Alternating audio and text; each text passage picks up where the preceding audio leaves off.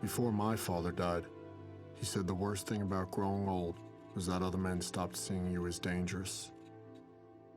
I've always remembered that, how being dangerous was sacred, a badge of honor. You live your life by a code, an ethos. Every man does. It's your shoreline. It's what guides you home. And trust me, you're always trying to get home. Your father was a reader. Churchill, of course, but also Faulkner and books about Tecumseh. He loved artists who painted people with bodies that looked like boxes. I'd give him hell about that. He'd just say, you gotta look harder. Look harder, your father would say. I always knew he wasn't just talking about those boxy abstract paintings. There's threats everywhere, and the world is draped in camouflage. Your father's grandfather gave up his life flying a B-24 in World War II. He kept the Liberator aloft just long enough for everyone to jump, and then he went down with the plane. That's the blood that courses in your veins. Your father was my boss, and I was his chief. What we knew about each other strengthened our bond as operators.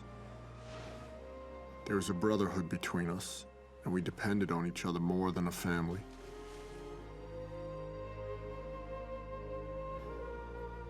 Tecumseh said, although a single twig will break, a bundle of twigs is strong. Our platoon was headed downrange. We had Wyme, our sniper. He grew up in the middle of the Mojave Desert. Most excitement he found as a kid was bowling frozen turkeys down the aisle at the grocery store. Ray, our comms guy, our radio man. He grew up in East LA gangland. He had a silver star for pulling a wounded teammate out of the fray. Sonny, he was made of granite. This guy didn't even do push-ups because he was afraid his chest was going to get too big. AJ joined the teams late in his 30s.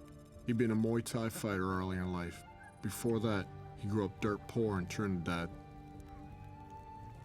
Mikey had 20 years in the teams, but as humble as he was, you'd never even know it. He kept a picture of his wife in his helmet and a lock of her hair in his pocket, quiet as the breeze. And finally, Senior Chief. I couldn't really tell you much about him, other than I'd rather take a knife into a gunfight than have to be interrogated by him. That last night at home, you think about how you could have been a better dad, a better husband. That bedtime story you should have read or that anniversary you forgot. You don't expect your family to understand what you're doing. You just hope they'll accept it. When you get home, you hope you can pick up right where you left off. War is a country of will. There's no room for sympathy. If you're not willing to give up everything, you've already lost. Your father was a good man. Growing up without him is going to be hard. It's going to hurt. You'll feel alone, out to sea with no shore in sight. You'll wonder, why me? Why him? Remember, you have warrior's blood in your veins. The code that made your father who he was is the same code that'll make you a man he would admire, respect. Put your pain in a box. Lock it down. Like those people in the paintings your father liked. We are men made up of boxes, chambers of loss and triumph, of hurt and hope and love. No one is stronger or more dangerous than a man who can harness his emotions, his past.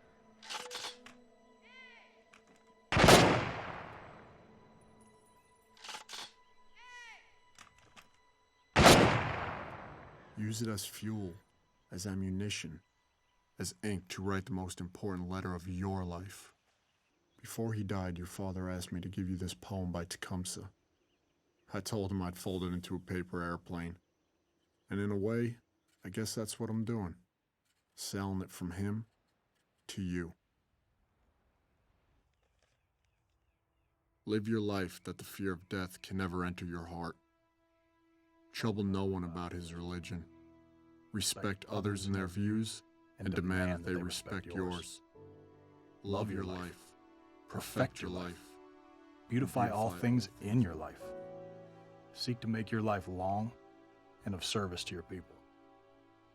When your time comes to die, Be not like those whose hearts are filled with fear of death, so that when their time comes, they weep and pray for a little more time to live their lives over again in a different way. Sing your death song and die like a hero, going home.